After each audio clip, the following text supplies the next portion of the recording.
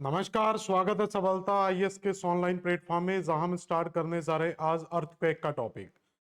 इससे पहले कि हमने फिजिकल ज्योग्राफी के कुछ टॉपिक्स कंप्लीट कर लिए थे जिसमें प्लेट टेक्टोनिक थ्योरी, महाद्वीपीय विस्थापन सिद्धांत वगैरह ये सारे टॉपिक हमने कंप्लीट किए थे। रॉक्स का टॉपिक भी मैंने आपको कंप्लीट करवा दिया था। आज हम एक बहुत ही प्यारा इंटरेस्टिंग टॉपिक पढ़ेंगे जिसका नाम है भूकंप। तो ये सभी प्रकार के आपके जितने भी शिक्षक पात्रता के एग्जाम हैं, चाहे आपका असिस्टेंट प्रोफेसर हो, यूजीसी नेट हो और भी किसी भी वर्ग का एग्जाम होगा, तो ये सभी एग्जाम्स के लिए क्या है आपका महत्वपूर्ण रहेगा। तो अभी हम नॉर्मली जो टारगेट कर रहे हैं वो वर्ग एक है। इसके अलावा आप अन्य पात्रता परीक्षाओं को भी टारगेट कर सकते हैं। और जो भी कॉम्पिटेटिव एग्जाम्स हैं शिक्षक पात्रता के अलावा, आप जितने भी कॉम्पिटेटिव एग्जाम है उन टॉपिक्स के लिए, उन एग्जाम्स के लिए भी इस टॉपिक को कवर कर सकते हैं, यानी कि पूरी क्लासों को ही आप कंप्लीट कर सकते हैं। तो यहाँ पर हमारा टॉपिक रहेगा आज का भूकंप। और क्लास पढ़ने का जो हमारा शेड्यूल है वो आप लोग जानते हैं कि जो हमारा क्लास का फॉर्मेट है वो आपका एमसीक्यू और इंक्लूडिंग थ्योरीज और उसके जितने भी पीवाईक्यू हैं वो सारे के सारे आपके यहाँ पर कंप्लीट करवाए जाएंगे। तो सबसे पहले यहाँ पर हम एमसीक्यू के बेस पर इसको सॉल्व करने की कोशिश करेंगे। तो कुछ क्वेश्चंस देखते हैं, जैसे भूकंप की उत्पत्ति बिंदु को क्या कहा जाता है। ठीक है, ये आपका यूपीपीसीएस प्री 1990 और यूपीपीसीएस 2015 में पूछा गया है। फोकस सेंटर, विवर्तनिकी बिंदु, कंपन या भूकंप। तो यहाँ पर कुछ शब्द को हम समझ लेते हैं पहले। तो सबसे पहले अगर भूकंप शब्द को देखा जाए, तो इस भूकंप शब्द की अगर व्याख्या की जाए तो भूकंप का मतलब क्या होता है। तो जो हमारी पृथ्वी है, तो पृथ्वी की सतह पर जो कंपन पैदा होता है, पृथ्वी की सतह पर जो कंपन उत्पन्न हो रहा है, उसी कंपन को कहा जाता है भूकंप। तो हम कह सकते हैं सामान्य भाषा में कि पृथ्वी की सतह पर उत्पन्न होने वाला कंपन ही भूकंप कहलाता है। ठीक है, तो पृथ्वी की सतह पर उत्पन्न होने वाला कंपन क्या कहलाएगा? भूकंप कहलाएगा। ठीक है,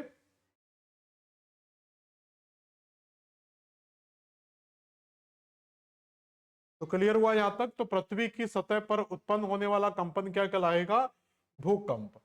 अब भूकंप पृथ्वी की सतह पर उत्पन्न होने वाला कंपन है, यहां पर लेकिन याद रखेंगे इसकी जो उत्पत्ति है, ये जो उत्पत्ति है इसकी, वो भूकंपीय तरंगों के रूप में होती है। तो यहां पर जो सबसे ज्यादा इंपोर्टेंट होता है वो हमारे लिए होती है भूकंपीय तरंगे।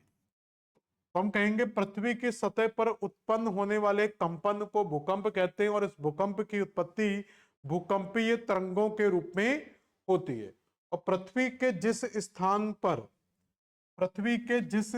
पर ये भूकंपीय तरंगें सर्वप्रथम उत्पन्न होती हैं, पृथ्वी का वह स्थान जहां पर यह भूकंपे सर्वप्रथम उत्पन्न होती हैं, उस स्थान को कहा जाता है फोकस सेंटर, या इसी को कई बार कहा जाता है हाइपो सेंटर, और हिंदी में कहें तो भूकंप मूल। तो देवनागरी में भी पूछा जाता है और कई बार इंग्लिश में भी आपसे पूछ लिया जाता है कि भूकंप मूल या फोकस सेंटर या हाइपो सेंटर क्या होता है। और दूसरा पॉइंट याद रखेंगे, वह स्थान जहां पर भूकंपीय तरंगों को सर्वप्रथम अनुभव किया जाता है। तो पृथ्वी का वह स्थान जहां पर भूकंपीय तरंगों को सर्वप्रथम अनुभव किया जाता है उसको कहते हैं अधिकेंद्र। तो वो बिंदु क्या कहलाएगा? अधिकेंद्र कहलाएगा, एपिसेंटर कहलाएगा। तो क्वेश्चन क्या है हमारा कि the point of the origin of the earthquake is called. तो ओरिजिन पॉइंट हमारे से पूछा गया है। तो according to origin point answer क्या होगा? फोकस सेंटर, भूकंप फोकस, विवर्तनिकी बिंदु, तो ये तो आंसर नहीं आएगा, वाइब्रेशन नहीं आएगा, भूकंप केंद्र, अर्थक्वेक सेंटर। तो ये अर्थक्वेक सेंटर या फोकस, तो ये जो होता है अर्थक्वेक सेंटर, इसको कहा जाता है एपी सेंटर। तो ये तो कहलाएगा हमारा जहां पर अर्थक्वेक फील होगा उसको कहते हैं अर्थक्वेक सेंटर यानी कि एपी सेंटर। और जिस स्थान पर सबसे पहले फोकस होता है उसको कहा जाता है फोकस सेंटर। तो इसके अकॉर्डिंग हमारा आंसर क्या आएगा? तो ए आंसर यहां पर हमारा बिल्कुल सही होगा। अगला क्वेश्चन क्या है? वह स्थान भूकंपीय घटना सर्वप्रथम अनुभव किया जाता है। तो अभी हमने बताया कि जहां पर भूकंपीय तरंगें सर्वप्रथम उत्पन्न होती हैं उसको फोकस सेंटर, और जहां पर इनका अनुभव किया जाता है। तो पृथ्वी की सतह के अंदर, अगर हम पृथ्वी की सतह के अंदर मान के चले कि ये हमारा पूरे का पूरा क्रस्ट है, तो इस क्रस्ट के अंदर, और याद रखना हमेशा जब भी भूकंप आएगा वो क्रस्ट में ही आएगा, मेंटल वाले पार्ट में, जो दुर्बल मंडल वाला पार्ट है, दुर्बल मंडल वाले पार्ट में कभी भी अर्थक्वेक उत्पन्न नहीं होते हैं। अर्थक्वेक हमेशा किसमें होते हैं? क्रस्ट वाले पार्ट में ही उत्पन्न होते हैं। तो इस क्रस्ट में भूकंप उत्पन्न होगा तो यहां से भूकंपी लहरें निकलेंगी, तरंगे निकलेंगी। तो यहां से जो भूकंप की तरंगे निकलेंगी तो वो तरंगे सबसे पहले पृथ्वी के किस स्थान पर पहुंच सकती हैं? तो हम देखेंगे कि ये जो बिंदु है, ये बिंदु वो बिंदु होगा जहां पर भूकंप की तरंगे सबसे पहले पहुंच सकती हैं। इसलिए इस पॉइंट को कहा जाता है अधिकेंद्र एपीसेंटर। तो इस पॉइंट को क्या कहते हैं हम? अधिकेंद्र एपीसेंटर। और जहां पर उत्पन्न होता है उसको कह दिया जाता है फोकस सेंटर या हाइपो सेंटर। तो बीच में जो उत्पन्न हो रही है ये क्या है? ये हमारी भूकंपीय तरंगे हैं। तो ये क्या है? हमारी भूकंपीय तरंगे हैं। तो भूकंपीय तरंगों के रूप में इसकी हमेशा उत्पत्ति होती है। और दूसरी पॉइंट और याद रखना कि इनके बीच में हमेशा, तो फोकस सेंटर और एपी सेंटर, तो ये हो गया आपका फोकस सेंटर और यहां हो गया आपका एपी सेंटर। ये दोनों हमेशा एक दूसरे के आमने सामने रहेंगे और इनके बीच में हमेशा आप देखोगे अगर एंगल डाल दिया जाए तो हमेशा इनके बीच में एक 90 डिग्री का कोण भी बनेगा। तो इसका सही आंसर क्या हो जाएगा? बी बॉम्बे अधिकेंद्र यानी कि एपी सेंटर। तो जहां पर उत्पन्न होगा उसको कहेंगे फोकस सेंटर और जहां पर सबसे पहले फील होगा उसको कहेंगे एपी सेंटर। निम्नलिखित भाषाओं में सुनामी शब्द किस भाषा से संबंधित है? अब आप कहेंगे सर अर्थक्वेक के टॉपिक में सुनामी कहां से आ गया? क्योंकि सुनामी की जो उत्पत्ति है, सुनामी की जो उत्पत्ति है, सुनामी की उत्पत्ति का सबसे प्रमुख कारण, सुनामी की उत्पत्ति का सबसे प्रमुख कारण भूकंप को ही माना जाता है। तो इसलिए यहाँ पर सुनामी को साथ में लिया जाता है। और सुनामी एक जापानी भाषा का शब्द है, क्योंकि सुनामी से जो सबसे ज्यादा प्रभावित राज्य है या देश कहें तो सुनामी से सबसे ज्यादा जो प्रभावित देश है वो आपका जापान है। इसलिए सुनामी शब्द की उत्पत्ति किससे हुई है? एक जापानी भाषा के शब्द से हुई है। इनमें से कौन सी तरंगे चट्टानों में संकुचन एवं फैलाव लाती हैं? Which of these veg cause compressions and expansions in rock? तो एस तरंगे, पी तरंगे, धरातरीय तरंगे या उपयुक्त में से कोई नहीं। अब देखो यहां पर जब तरंगों की हम बात कर रहे हैं तो थोड़ा सा इनको डिटेल से समझ लेते हैं। तो एक तो होता है भूकंप को समझना और एक होता है भूकंपीय तरंगों को समझना। क्योंकि सबसे ज्यादा जो इंपोर्टेंट होती है वो आपकी क्या होती है? भूकंपीय तरंगे। भूकंपीय तरंगों को दो पार्ट में हम डिवाइड कर सकते हैं। एक कहलाती है आपकी बॉडी वेव्स और एक कहलाती है आपकी सरफेस वेव्स। तो बॉडी वेव्स मतलब सतही, जो इनको आंतरिक तरंगे या काय तरंगे भी कहा जाता है, और धरातली तरंगें जो ऊपर के धरातल के ऊपर ऊपर चलेंगे। बॉडी वेव्स में दो तरीके की तरंगे हम शामिल करते हैं।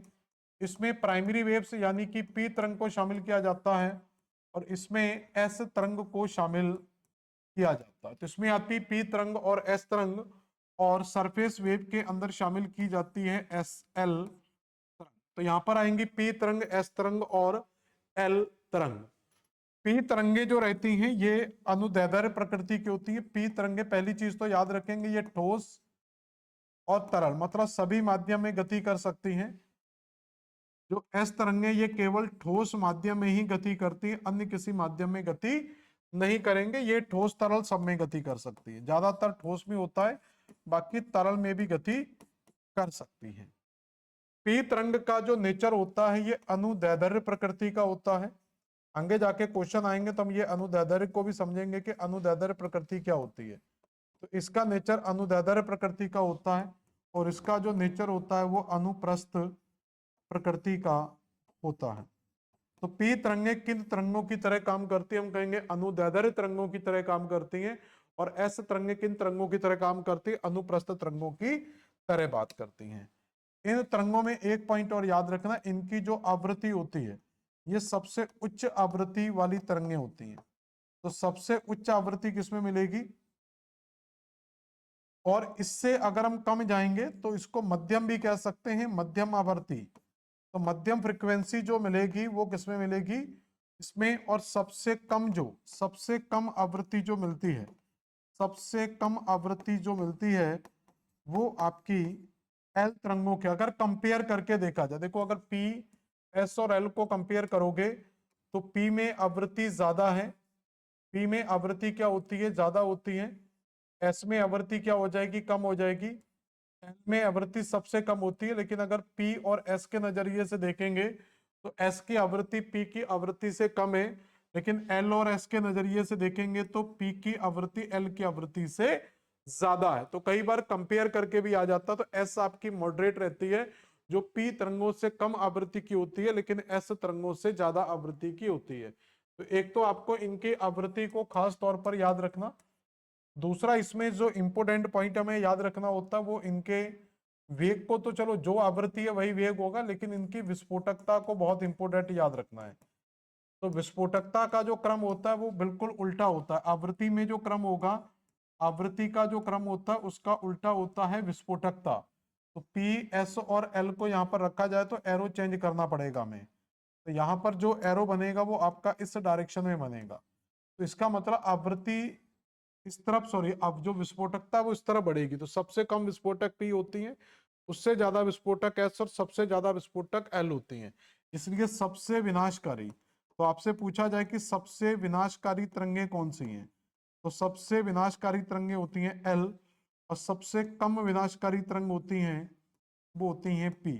इसलिए पी तरंगों को प्रकृति का मित्र भी कहा जाता है, पी तरंगों को हम प्रकृति का मित्र भी कहते हैं, क्योंकि ये कब अलार्म की तरह काम करती हैं। तो पृथ्वी पर जब भूकंपी तरंगें उत्पन्न होती हैं तो सबसे ज्यादा आवृत्ति का मतलब होता है, इस तरीके से आवृत्ति पड़ी जाती है। देखो मैं समझा दे रहा हूं, एक बार समझ लेंगे फिर अपन एमसीक्यू करते रहेंगे। तो आवृत्ति जो होती है वो इस तरीके से देखी जाती है।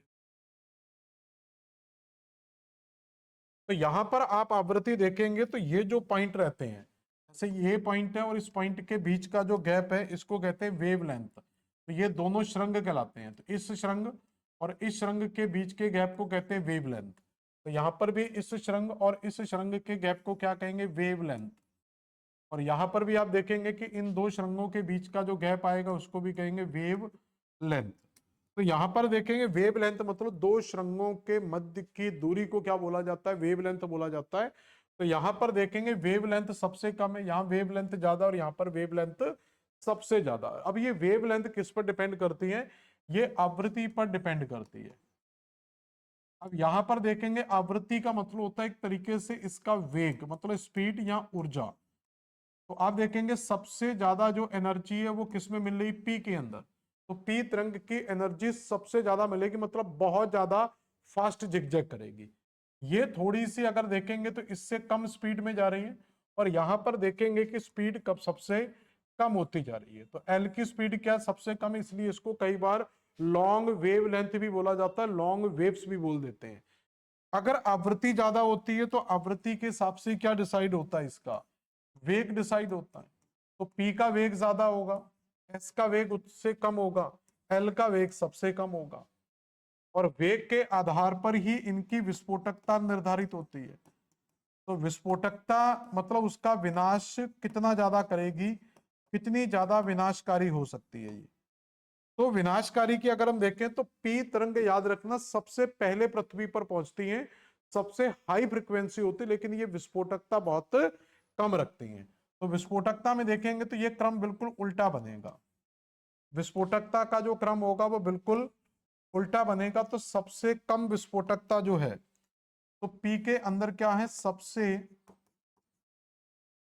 कम विस्फोटक होंगी। तो सबसे कम जो विस्फोटकता है वो किसके अंदर मिल रही है, पी तरंग के अंदर। और सर्वाधिक जो विस्फोटकता है, तो सबसे ज्यादा जो विस्फोटकता है वो किसके अंदर मिलेगी, एल तरंग के अंदर। तो इसका मतलब सबसे ज्यादा जो विनाशकारी हैं वो एल तरंगे हैं।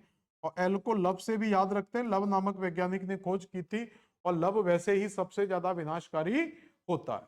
तो इसलिए आप लव वेव को यहां पर याद रख सकते हैं। तो ये कॉन्सेप्ट याद रखना, इसमें आवृत्ति सबसे कम है लेकिन इसकी सॉरी आवृत्ति सबसे ज्यादा है लेकिन विस्फोटकता सबसे कम हो जाएगी। एल तरंगों की आवृत्ति सबसे कम है लेकिन विस्फोटकता यहां पर देखेंगे सबसे ज्यादा होगी। एस तरंग को हमेशा कंपेयर करके पढ़ना है। ये मध्यम वाले में आती हैं, ये सबसे मध्यम रहेंगी। तो ये पी की तुलना में, पी से तुलना करेंगे तो आवृत्ति कम हो जाएगी, विस्फोटकता बढ़ जाएगी। एस से तुलना करेंगे तो आवृत्ति बढ़ जाएगी और विस्फोटकता कम हो जाएगी। तो एस को हमेशा क्या है, कंपेयर के साथ याद रखना है। क्वेश्चन क्या था हमारा, निम्न में से कौन सी सुनामी शब्द हो गया था, इनमें से कौन सी तरंगे चट्टानों के संकुचन एवं फैलाव लाती हैं। तो अभी हमने पढ़ा था अनुदैर्ध्य और अनुप्रस्थ तरंगे, इनके बारे में भी थोड़ा सा हम देख लेते हैं, इसको भी साथ में पढ़ा था। तो एक तरंग होती है अनुप्रस्थ प्रकृति की और एक तरंग होती है अनुदैर्ध्य प्रकृति की। तो अनुप्रस्थ और अनुदैर्ध्य प्रकृति में क्या डिफरेंस होता है।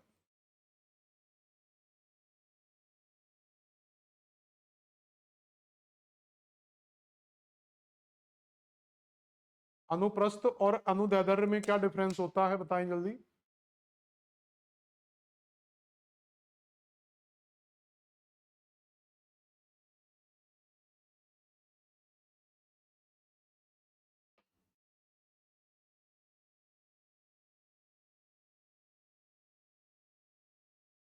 देखिए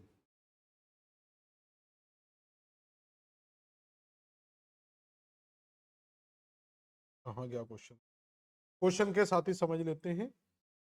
तो यहां पर देखो, समझो जरा।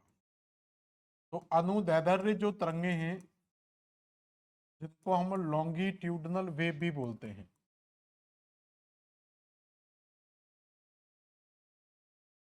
ये जो तरंगे होती हैं इन तरंगों के अंदर तरंग की गति, ये क्या है, तरंग की दिशा,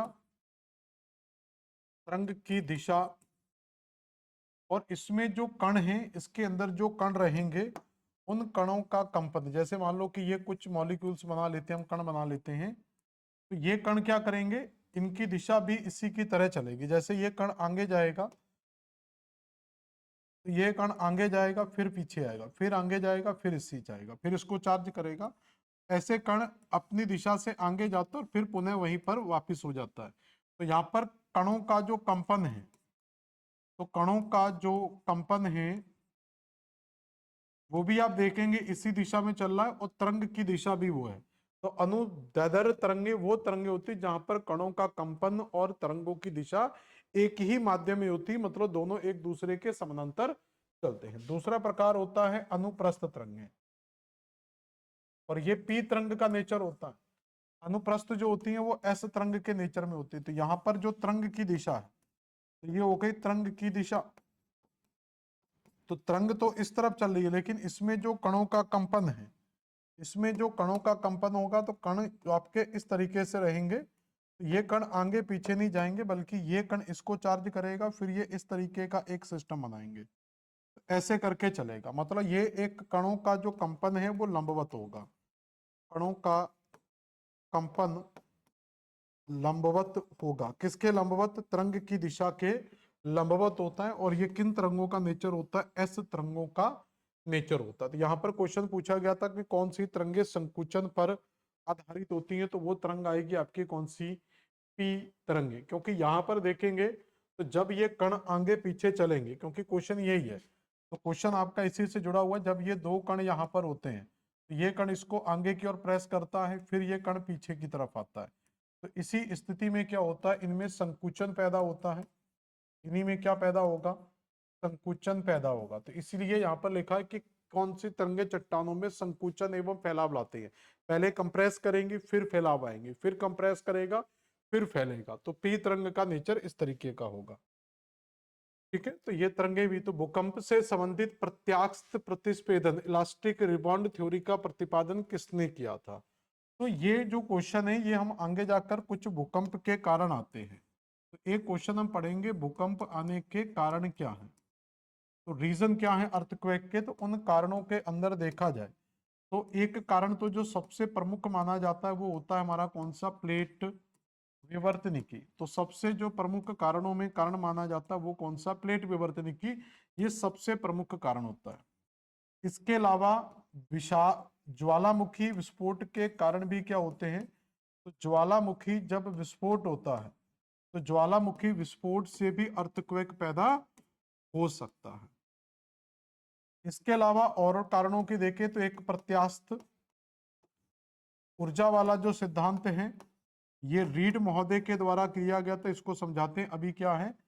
और एक होता है भूस्थैतिक आइसोस्टैटिक एडजस्टमेंट, समायोजन।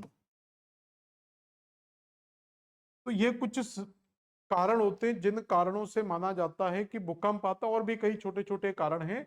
तो इसमें अभी हमारा जो क्वेश्चन है वो रीड पर है।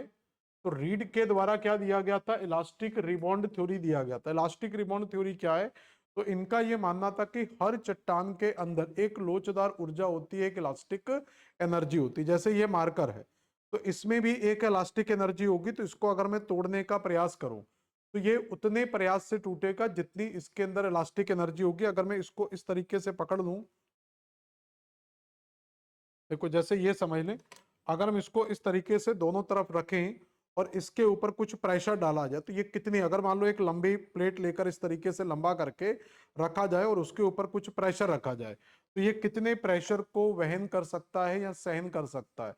तो कोई भी चट्टान है उसके ऊपर जब प्रेशर डलता है, जब पृथ्वी के अंदर चट्टानें होती हैं, उन चट्टानों के ऊपर जब प्रेशर पड़ता है, दबाव पड़ता है, तो चट्टान की एक लिमिट होती है हर चीज को सहन कर। जैसे कहते हैं ना, किसी को ज्यादा परेशान करो तो वो क्या कहता है? तो वो कहता है कि मेरे सहन करने की एक सीमा है, मैं एक सीमा के बाद सहन नहीं करूंगा।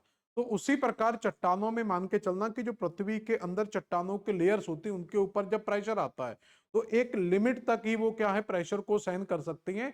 जब उनकी एनर्जी टूट जाती है, एनर्जी खत्म हो जाती है, तो वो चट्टानें ब्रेक होती हैं। तो जैसे ही पृथ्वी के आंतरिक भाग में चट्टानें टूटना प्रारंभ होती हैं तो चट्टानें टूटने के कारण सतह पर क्या होते हैं, वाइब्रेशन महसूस होते हैं, और उन्हीं वाइब्रेशंस को क्या कहा जाता है, भूकंप कहा जाता है। तो ये रीड का सिद्धांत था। भूस्थैतिक समायोजन सिद्धांत भी लगभग इसी तरीके की बातें करता है। तो इनका ये कहना होता है कि पृथ्वी के आंतरिक भाग में जो चट्टानें हैं वो अपने आप को एडजस्ट करने का प्रयास करती हैं, क्योंकि हमने क्या है, पूरी की पूरी पृथ्वी के एडजस्टमेंट को डिस्टर्ब कर रखा है। तो पृथ्वी के आंतरिक भाग में पृथ्वी अपने आप को एडजस्ट करने का प्रयास करती है। तो उसी एडजस्टमेंट के अंदर क्या होते हैं, चट्टानें ऊपर नीचे होती हैं, आंतरिक परतें हिलती हैं, डुलती हैं, तो उसी का असर हमारे सतह पर दिखाई देता है और हम कहते हैं अर्थक्वेक आ गया। तो पहले हमने अर्थ को डिस्टरबेंस किया था, अब वो अपने आप को एडजस्ट करेगी। और जब पृथ्वी या नेचर हमारा अपने आप को एडजस्ट करेगा तो फिर उसका भुगतान हम लोगों को भुगतना पड़ेगा, और वही आपका एक आपदा के रूप में शामिल होता है। कौन सी भूकंपीय तरंग लहरों की गति के दिशा समकोण पर कंपन करती? Which seismic waves vibrate right angles to the direction of the longitude. इसको राइट एंगल की जगह आप चाहो तो टर्म यूज कर लेना, क्या यूज करोगे इसके लिए, लंबवत, या आप कह सकते हो इसको क्या कहते हैं, वर्टिकल कह सकते हो। तो अभी मैंने आपको बताया कि तरंग की दिशा और कणों का कंपन अगर ये विपरीत दिशा में चल रहा है तो वो आपके एस तरंग का नेचर होता है, और ये अनुप्रस्थ प्रकार की तरंग होती हैं, ट्रांसवर्स वेव्स होती है। तो ये किसका होता है, एस तरंग का नेचर। तो ये आपका किसका होगा, एस तरंग का नेचर होता है। पी तरंग हम पढ़ ही रहे, एस पढ़ ही रहे, रिले भी आपको बता देंगे आगे जाकर। भूकंप लेखी द्वारा सैकड़ों झटके दर्ज किए जाते हैं। भूकंप लेखी को कहते हैं इंग्लिश में सिस्मोग्राफ। तो सिस्मोग्राफ का काम क्या होता है, भूकंप के झटकों को महसूस करना। भूकंप लेखी पृथ्वी के आंतरिक खंडों के रहस्यों को जानने में हमारी मदद करता है। याद होगा जब हमने पृथ्वी की आंतरिक संरचना पढ़ी थी, उस आंतरिक संरचना के अंदर जब हमने एविडेंस को देखा था कि पृथ्वी की आंतरिक संरचना को जानने का सबसे प्रमुख हमारे पास साक्ष्य क्या है, तो उन साक्ष्यों के अंदर जो सबसे महत्वपूर्ण आता है वो पृथ्वी की आंतरिक संरचना ही सबसे महत्वपूर्ण, सॉरी, पृथ्वी की आंतरिक संरचना को जानने का जो सबसे महत्वपूर्ण साक्ष्य है वो हमारे पास भूकंप ही होता है, क्योंकि भूकंपी तरंगों का अध्ययन करके हम पृथ्वी के आंतरिक सतहों की जानकारी ले सकते हैं, क्योंकि भूकंपीय तरंगों का नेचर अलग अलग प्रकार का होता है। जैसे पी तरंग है वो ठोस द्रव में सब में गति करती है, एस तरंग है वो केवल आपका क्या है, ठोस में ही गति करती है। तो पृथ्वी के इंटरनल पार्ट में मान लो कि जिस तरीके से ये बॉटल है, तो इस बॉटल के अंदर अगर हमें मालूम करना पड़े कि यहाँ पर कहाँ, अभी तो आप कहोगे सर नीचे लिक्विड है ऊपर लिक्विड नहीं है, मान लो ऊपर का पार्ट ठोस है यहाँ पर लिक्विड है, लेकिन ये पूरी तरीके से ऐसे ये लैमिनेट होगा। तो अगर ये पूरी तरीके से इसको चारों तरफ से लैमिनेट कर दिया जाए, अगर मान लो इस तरीके से हम इस पूरे बॉटल को कवर कर लें, तो इसको कवर करने के बाद आप कैसे बताओगे, अब तो नहीं दिख रहा ना कि कहां पर पानी है कहां पर नहीं है, कि अभी भी दिख रहा है। तो इसको जब हम पूरी तरीके से कवर कर लेंगे तो कैसे मालूम पड़ेगा कि इसमें भूकंपी तरंगे कहां पर। अब मान लो कि कोई तरंग आई, वो इधर से हमने डाली और नीचे से निकलकर बाहर आ गई, तो जब ये ऊपर से डाली नीचे से निकलकर बाहर आ गई, तो इससे हमें मालूम पड़ जाएगा कि पृथ्वी के आंतरिक भाग में ठोस पार्ट भी है और द्रव पार्ट भी होगा। तो ठोस द्रव दोनों को क्रॉस कर रही है। चलो उससे ये भी, अब ये नहीं मालूम पड़ेगा कि द्रव है कि नहीं है, क्योंकि पी तरंग ठोस को भी माध्यम क्रॉस करती है और द्रव को भी माध्यम करती है। लेकिन जब इसमें एस तरंग डालेंगे तो हो सकता है एस तरंग आपकी यहां तक जा तो रही है, लेकिन वो नीचे नहीं आ रही। हमें दिख रहा है कि एस तरंग यहां तक रिकॉर्ड हो रही है, लेकिन इससे एस तरंग नीचे नहीं जा रही, क्योंकि अंदर का जो माध्यम है वो कैसा है, तो नीचे का माध्यम पूरा लिक्विड है और लिक्विड माध्यम में एस तरंग मूव नहीं करती। तो इसलिए हमें पृथ्वी के अंदर मालूम पड़ जाता है कि कहां पर तरल माध्यम होगा, कहां पर ठोस माध्यम होगा।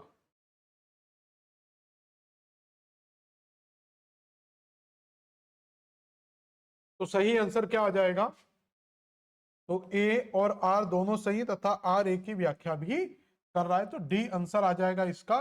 तो भूकंप लेखी द्वारा सैकड़ों दर्जे दर्ज किए जाते हैं, और भूकंप लेखी पृथ्वी के आंतरिक खंडों को जानने का एक महत्वपूर्ण सोर्स भी हमारे पास होगा।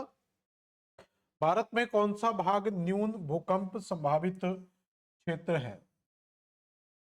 तो भारत में अगर देखा जाए तो भारत के अंदर भूकंप क्षेत्रों की जब हम बात करते हैं, तो भारत को 4 सिस्मिक जोन में डिवाइड किया जाता है।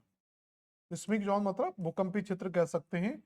तो 4 सिस्मिक जोन में भारत को डिवाइड करते हैं, जिसमें है सेकंड, थर्ड, 4 एंड 5।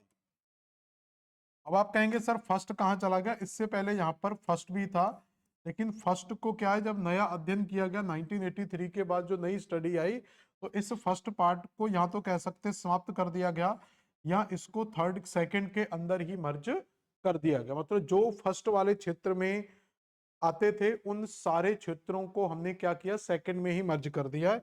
और ये सेकंड, थर्ड और फोर्थ, तो जो तीव्रता की अगर हम बात करेंगे तो ये सबसे कम प्रभावी क्षेत्रों को किसमें रखा जाता है, तो ये सबसे कम प्रभावी क्षेत्र होते हैं।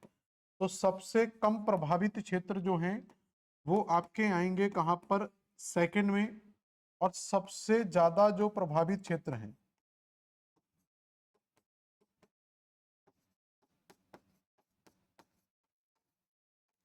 वो आएंगे जोन 5 के अंदर। तो सबसे कम प्रभावित क्षेत्रों को शामिल किसमें किया जाता है, जोन सेकंड में।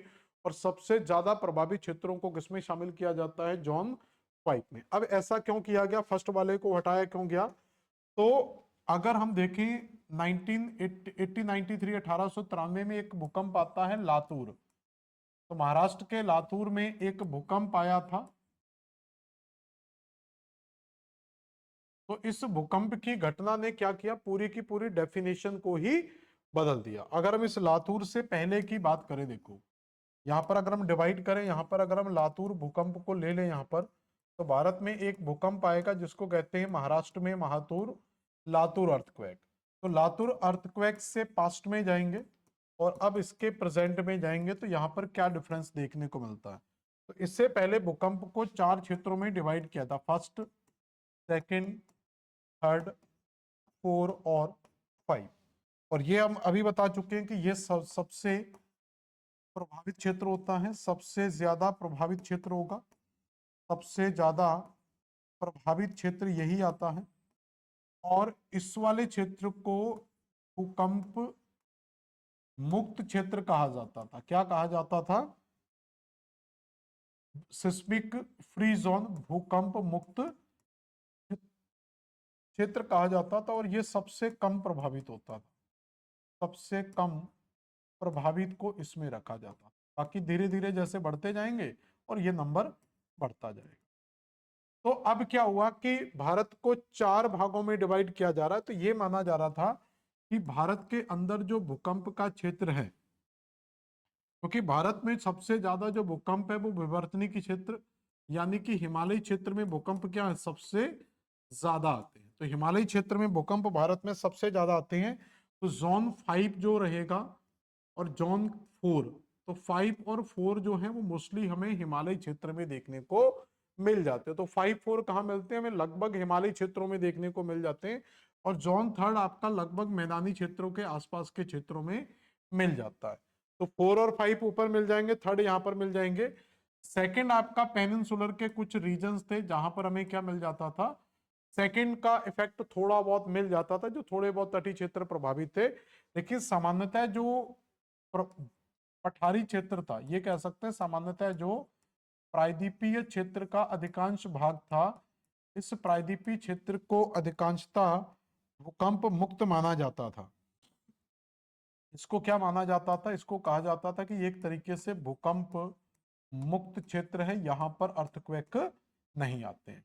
लेकिन जब लातूर अर्थक्वेक की घटना घटित हुई, तो लातूर अर्थक्वेक की घटना के बाद जो कॉन्सेप्ट ये बनाया हुआ था कि प्रायद्वीपीय भारत में अर्थक्वेक नहीं आता है, तो वो पूरे का पूरा कॉन्सेप्ट ही बदल गया। तो नए कारणों की खोज की गई, नया कॉन्सेप्ट बनाया गया।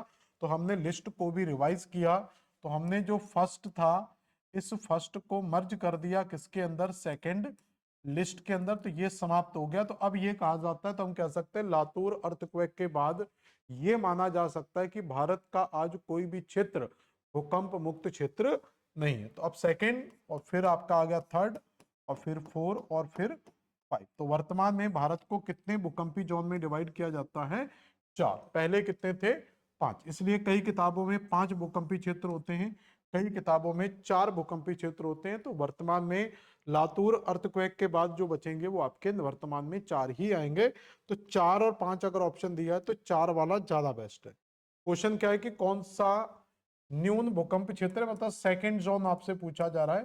तो सेकंड जोन कौन सा आएगा, देखो कश्मीर हिमालय तो आएगा नहीं, गुजरात आएगा नहीं, क्योंकि गुजरात भी आपका जोन 4 के अंतर्गत आता है। गुजरात अर्थक्वेक हम पढ़ते हैं 2004 में अर्थक्वेक जो आए थे, तो गुजरात का अर्थक्वेक तो काफी डेंजर होता है, तो ये आएगा नहीं। कश्मीर तो हिमालय वाला क्षेत्र है, ये तो जोन 5 में या जोन 4 में होगा। पश्चिमी महाराष्ट्र, वेस्टर्न महाराष्ट्र की अगर हम बात करेंगे तो ये भी जो है, जो भूकंप मुक्त क्षेत्र माना जाता था, जो लातूर अर्थक्वेक वाला आया था, तो बाद में इसको भी जोन 3 में शामिल कर लिया गया। तो ये आपका मोस्टली जोन 3 में ही आता है, तो ये भी नहीं आएगा। तो जो बेस्ट आंसर होगा वो अरावली का पर्वत पदी क्षेत्र कह सकते हैं। तो हिमालय का जो सॉरी मैं अरावली का क्षेत्र है उसको थोड़ा सा भूकंप मुक्त क्षेत्र कह सकते हैं। तो ये 2020 का क्वेश्चन है, तो इसमें अरावली आंसर आप लगा सकते हो।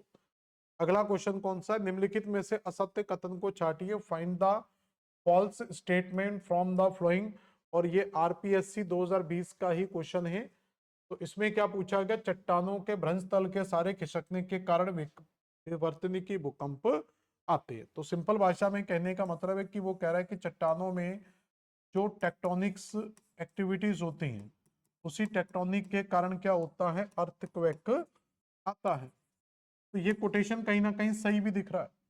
कह रहा है कि काय तरंगे, काय का मतलब यहाँ पर बॉडी वेव से है, काय धरातरी तरंगों को उत्पन्न, तरंगे धरातरी तरंगों को उत्पन्न करती हैं, बॉडी वेव्स सरफेस वेव्स को उत्पन्न करती। ये तो स्टेटमेंट ही सही नहीं लग रहा। फिर तरंगे तरंग दिशा के समानांतर कंपन करती है, देख लेते हैं। तो बॉडी वेव्स धरातरी तरंगों को उत्पन्न करती हैं, ये हो सकता है body waves generate the surface wave.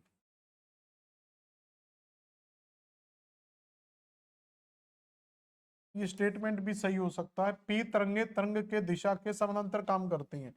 तो तरंग की दिशा और कणों का कंपन, अगर ये दोनों एक ही दिशा में चल रहा है तो उसको हम कहते हैं अनुप्रस्थ तरंगे, सॉरी अनुदैर्ध्य तरंगे। तो उनको क्या बोला जाता है, अनुदैर्ध्य तरंग। तो अनुदैर्ध्य तरंगों की जो विशेषता होती है वो पी तरंग की होती है। तो ये स्टेटमेंट भी सही है। और ये एक चीज और याद रखना है, जो ये हमारा जो ध्वनि होता है, जो हमारी ध्वनि होती है, जो साउंड होता है, जैसे मैं यहाँ पर बोल रहा हूँ तो मेरे जो मुंह से साउंड निकलेगा, तो जो एक तो हो गई तरंग की दिशा और दूसरे होंगे मेरे मुंह से और आपके माध्यम के बीच में। तो कुछ डिस्टेंस तक जहां तक हमारा साउंड आ सकता है वहां तक क्या है, कुछ कण है। तो ये कण क्या करते हैं, एक दूसरे से आगे जाते हैं, टकराते हैं, आगे जाते हैं, टकराते हैं, और साउंड आगे की ओर ट्रांसफर होता रहता है। तो साउंड वेव्स का एग्जाम्पल क्या होता है आपका, अनुप्रस्थ तरंगे। तो ऐसे तरंगे ध्वनि तरंगों की तरह काम करती हैं। तो ध्वनि तरंगों की नहीं, ये आपकी लाइट वेव या प्रकाश तरंगों की तरह काम करती है। तो यहाँ पर लाइट वेव ऑप्शन होना चाहिए था। तो ये ध्वनि तरंग की तरह जो काम करती है वो, एक मिनट, हाँ तो सही तो है। तो ध्वनि तरंग की तरह जो काम करती है वो पी तरंग काम करती है। तो इसका आंसर क्या होना चाहिए था, पी तरंग होना चाहिए। तो ये स्टेटमेंट गलत है। तो डी आंसर इसका कर लेना। ये थोड़ा सा डाउट था ऑप्शन में, ये पता नहीं इसको इंग्लिश ट्रांसलेट करते तो शायद सही होता। तो डी, लेकिन ऑप्शन बिल्कुल क्या है यहाँ पर गलत है। तो हम डी पर ज्यादा जा सकते हैं। ठीक है, ये भी आरपीएससी असिस्टेंट प्रोफेसर 2020 का क्वेश्चन है। यहाँ पर दिया है find the false statement from the following. भूकंप उत्पन्न कारक ऊर्जा प्राय भ्रंश के किनारों ही निकलती है। तो भ्रंश मतलब होता है भ्रंश घाटियों के किनारों पर जब प्लेटें टकराती हैं तो उससे जो एनर्जी निकलती है उसी से अर्थक्वेक आते हैं। तो ये स्टेटमेंट सही हो सकता है। अधिकेंद्र भूकंप पर अधिकेंद्र उद्गम केंद्र के समीपतम बिंदु होता है। सभी प्राकृतिक भूकंप दुर्बल मंडल पर आते हैं। भूकंप का उद्गम केंद्र अवकेंद्र भी कहलाता है। तो उद्गम केंद्र को क्या कहते हैं हम, फोकस सेंटर, और इसको बोल देते हैं अवकेंद्र को बोल देते हैं हाइपो सेंटर। तो ये तो सही है ना, इसको हाइपो सेंटर भी बोले या हाइपो सेंटर बोले, तो ये स्टेटमेंट तो सही है। भूकंप उत्पन्न, ये वाला भी सही था। अधिकेंद्र भूकंप मूल पर उद्गम केंद्र के समीप उत्पन्न होता है। तो जो अधिकेंद्र होता है, एपी सेंटर होता है, तो ये एपी सेंटर के सबसे नजदीक का जो पॉइंट होता है वो आपका उद्गम केंद्र या फोकस सेंटर ही होता। तो ये स्टेटमेंट भी सही है। तो ये वाला स्टेटमेंट अगर हम देखें, सभी प्राकृतिक भूकंप दुर्बल मंडल में आते हैं।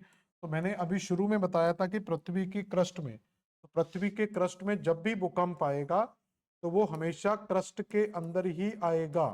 कभी भी क्रस्ट के नीचे अर्थक्वेक नहीं लाना। तो जब भी भूकंप आएगा, क्रस्ट आएगा, मेंटल वाला जो पार्ट है यहाँ पर, तो ये जो मेंटल वाला पार्ट है हमारा, जिसको हम दुर्बल मंडल भी बोल देते हैं, तो इस दुर्बल मंडल के अंदर, इस दुर्बल मंडल के अंदर याद रखना कभी भी अर्थक्वेक नहीं आएगा। तो आंसर क्या निकल कर आएगा हमारा, सी आंसर बिल्कुल सही आंसर निकल कर आएगा।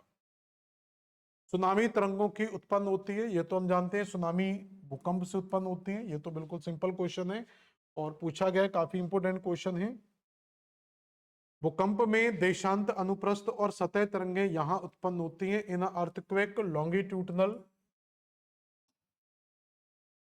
Transverse and surface wave are generate. तो किसी भी प्रकार की तरंगें हो वो कहां पर उत्पन्न होती है, कुल मिला के भूकंपी तरंगें कहां उत्पन्न होती है, पृथ्वी के सतह केंद्र बिंदु में, at the focus point on the earth surface, at the focus point on the inside the earth, at the AP centre. तो एपी सेंटर में तो उत्पन्न नहीं होंगी, और ये भी एपी सेंटर दिया तो इसमें उत्पन्न नहीं होगी। तो फोकस पॉइंट दिया हुआ है, तो फोकस पॉइंट कहाँ होता है, तो फोकस पॉइंट जो बनता है, तो फोकस पॉइंट हमेशा कहाँ बनेगा, पृथ्वी के अंदर बनेगा। तो यहाँ जो बनेगा उसको हम फोकस पॉइंट बोलते हैं, और यहाँ जो बनता है उसको हम एपी सेंटर बोलते हैं। तो इसलिए आंसर जो आएगा वो क्या होगा, पृथ्वी के भीतर केंद्र बिंदु से। तो बी आंसर हमारा बिल्कुल सही होगा। तो यहाँ पर मतलब है पी तरंगे, एस तरंगे और एल तरंगों से। तो पी को बोलते हैं लॉन्गिट्यूडनल, एस को बोलते हैं ट्रांसवर्स, और सरफेस बोलते हैं एल को। तो क्वेश्चन देखकर थोड़ा सा अजीब लगता है कि पता नहीं क्या पूछ रहा है। केवल आपको वेव्स के ओरिजिन के बारे में पूछा गया, उतना ही हमें बताना होता है। अगला क्वेश्चन है, सूची फर्स्ट को सूची सेकंड से मिलाइए। तो यहां पर कुछ तीव्रता दी हुई है 7.78, 4.9 से 5, 3.8 से अधिक 4.6। तो शक्तिशाली, पावरफुल, डिस्ट्रक्टिव, डिसवस्टिंग और कैटालास्टिक प्रलयकारी। तो सबसे जो प्रलयकारी होते हैं वो 7 पॉइंट ऊपर जा रहा है, तो वो क्या कहलाएगा आपका प्रलयकारी। मतलब जैसे जैसे तीव्रता बढ़ती जाएगी भूकंप उतना ज्यादा विस्फोटक होता जाएगा तो डी का आ जाएगा 1, तो डी का 1 तो किसी भी ऑप्शन में दिया नहीं है, तो यहाँ का डी का 2 आएगा या 3 आएगा या फिर 4 आएगा। तो ये गड़बड़ कर रहे हैं। तो प्रलयकारी से ऊपर भी हो सकता है डिस्ट्रक्टिव, विध्वंसकारी, शक्तिशाली, विनाशकारी, तो ये विध्वंसकारी में हो सकता है बी का 1। तो अगर बी में 1 लगाए यहाँ पर, तो ये मैं एक लिस्ट दे दूंगा आपको नेक्स्ट क्लास में, इसको कैसे सेट करते हैं। तो बी के 1 में जाएंगे तो बी का 1 यहाँ पर सही आ रहा है, और डी का 2 लगा देते हैं, ये भी नहीं बने। ये कुछ कंफ्यूजन है इसमें, तो इसको लास्ट में मैं नेक्स्ट क्लास में इसको एक सॉल्यूशन के साथ आपको करा दूंगा, कि मुझे भी कंफ्यूजन हो रहा है कि पता नहीं ये पॉइंट्स में दिक्कत है, तो इसको बाद में कर लेंगे, ठीक है।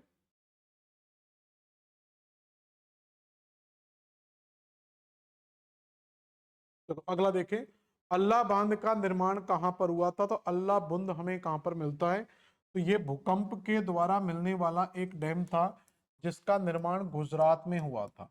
मतलब गुजरात में जब अर्थक्वेक आया था तो जो जमीन थी वो काफी ज्यादा ऊपर उठ गई थी, और इधर आपका अगर पानी भर दे तो ये एक बांध टाइप का बन जाता है। तो लोगों ने कहा कि अल्लाह ने ही इसको क्या है, मतलब समुद्र का जो पानी था इसके में एक दीवार उत्पन्न हो गई थी, और ये जो लहरें थी ये हमारे अंदर इंटर नहीं कर पाई, तो लोगों ने कहा कि अल्लाह ने ही इसकी क्या सुरक्षा कर दी, तो इसलिए लोगों ने इसका अल्लाह नाम रख दिया। और ये गुजरात में आया हुआ था, तो ये गुजरात में है, और गुजरात में जो रण ऑफ कच्छ में अर्थक्वेक आया था वहां से संबंधित है। अगला क्वेश्चन है, निम्नलिखित में से कौन सी पी भूकंपीय तरंगों की छाया कटिबंध को प्रदर्शित करता है। तो यहाँ पर जब हम भूकंप का शेडो जोन पढ़ते हैं, जब हम तरंगों के छाया क्षेत्र पढ़ते हैं, तो ये दो प्रकार के शेडो जोन बनते हैं। एक बनता है पी तरंग का छाया क्षेत्र, और एक बनता है आपका एस तरंग का छाया क्षेत्र। तो छाया क्षेत्र मतलब जहां पर भूकंप की तरंगें नहीं पहुंच पाती। पी तरंग का छाया क्षेत्र होता है वो हमेशा 105 डिग्री से 145 डिग्री के बीच में बनेगा, ये हमेशा याद रखना।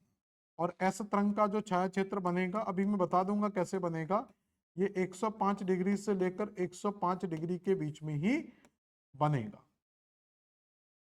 तो इसमें ऑप्शन क्या दिया है, कौन सी तरंग पूछा गया, तो पी का ये वाला आना चाहिए, तो 105 से 145 का ऑप्शन दिया है, तो सी ऑप्शन बिल्कुल सही होगा। अब ये कैसे बनते हैं उसको समझे जरा।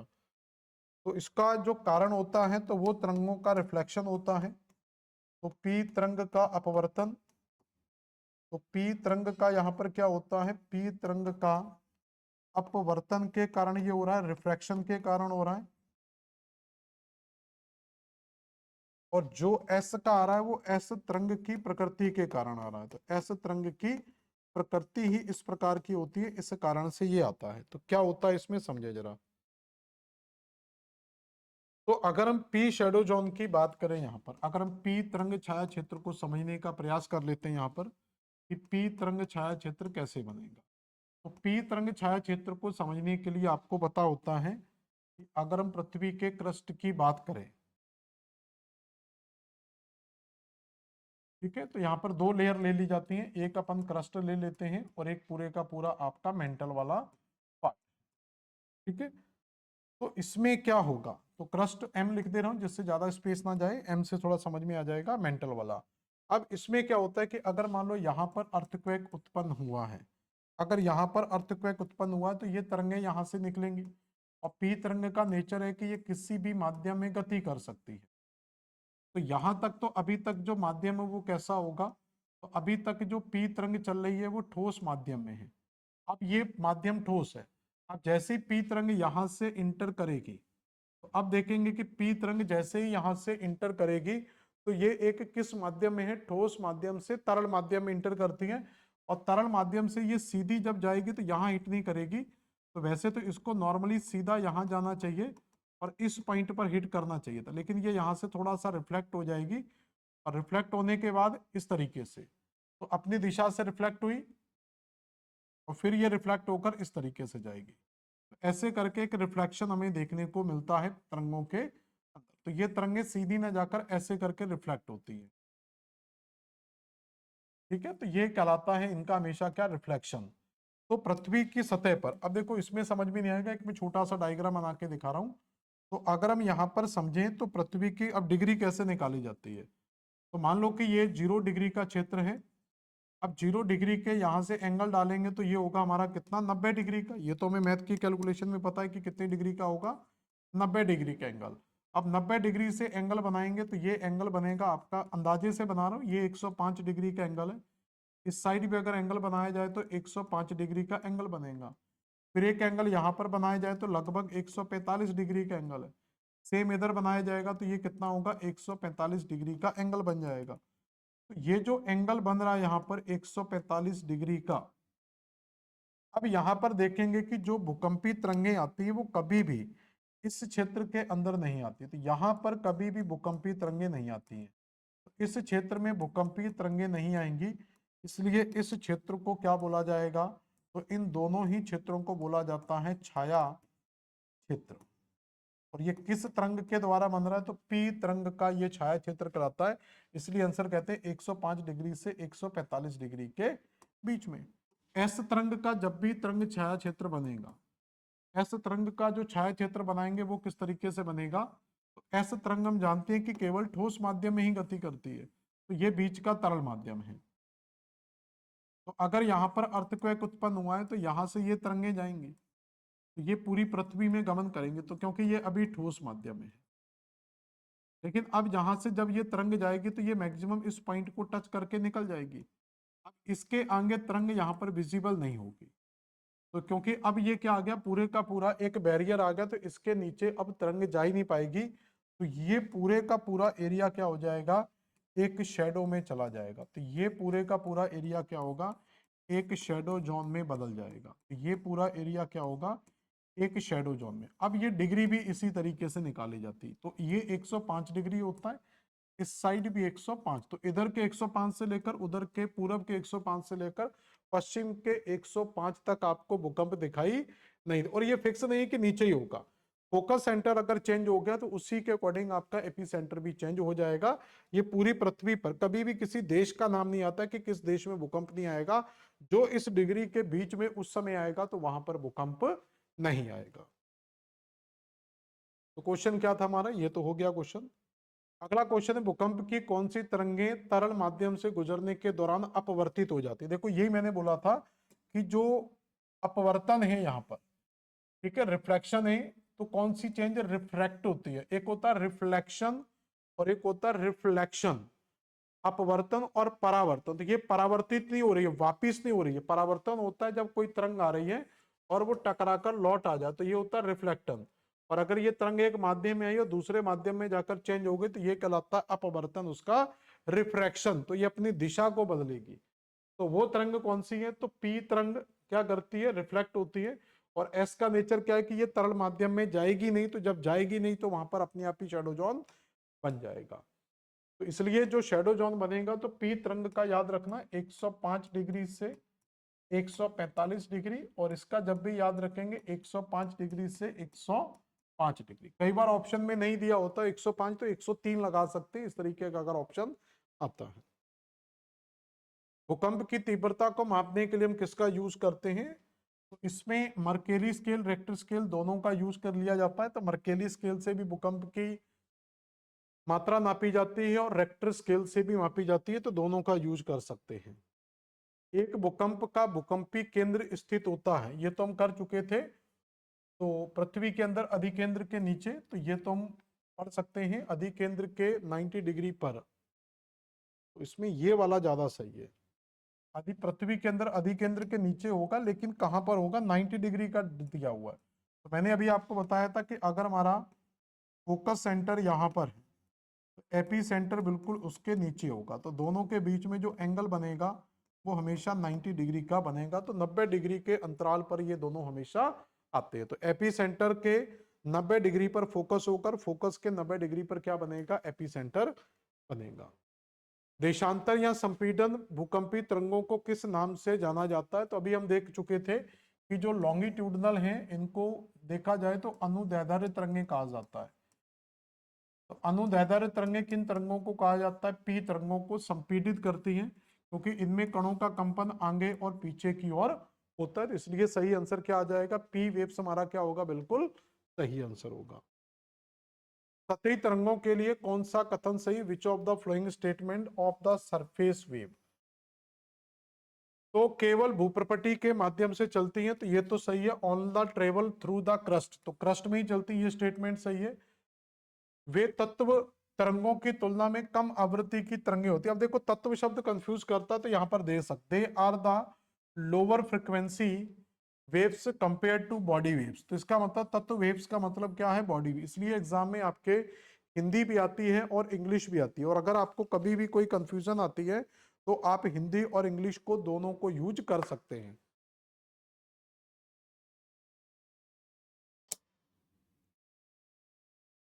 तो जहां पर भी ये तरंगे इस तरीके की मिलती हैं, तो वहां पर आप क्या है, इन तरंगों को समझ जाएंगे कि ये बॉडी वेव से। इंग्लिश का देखकर आपको समझ में आ जाएगा। फिर दिया वे एक भूकंप मापी पर आसानी से पहचाने जा सकते हैं। They are can be easily identify the seismograph. तो ये तो सही है, सिस्मोग्राफ से निकाल सकते हैं। वे तत्व तरंगों से पहले आते, they arrive from the body waves. तो ये बॉडी वेव्स, तो मैंने एक चीज आपको बताई थी अभी कि अगर इन तीनों तरंगों की आवृत्ति देखा जाए तो सबसे पहले आपको क्या देखनी होगी? आवृत्ति देखनी होगी। तो आवृत्ति का कॉन्सेप्ट क्या होता है? इस तरीके का। तो P और S क्या है? हमारी बॉडी वेव्स है, और L क्या है? हमारी धरातलीय तरंग है। तो यहां से समझ में आ जाएगा। और इसी आधार पर इनका वेग भी देखा जाता है, तो वेग का कॉन्सेप्ट भी सेम रहता है, लेकिन इनकी विस्फोटकता जो है, जो इनकी विस्फोटकता है वो उल्टी हो जाती है। विस्फोटकता बिल्कुल उल्टी होगी इनकी। तो यहां पर आप देखेंगे तो जो ये स्टेटमेंट दिया, तो ये वाला स्टेटमेंट तो सही है। यहां पर क्या दिया है? ये तत्व तरंगों की तुलना में कम आवृत्ति है। मतलब जो क्वेश्चन कह रहा है कि जो ये दोनों हैं, ये बॉडी वेव्स हैं। बॉडी वेव्स की तुलना में सरफेस वेव जो एल वेव्स है, इसकी आवृत्ति कम है। तो दिख रहा है ना, आवृत्ति कम है। तो ये स्टेटमेंट भी सही है।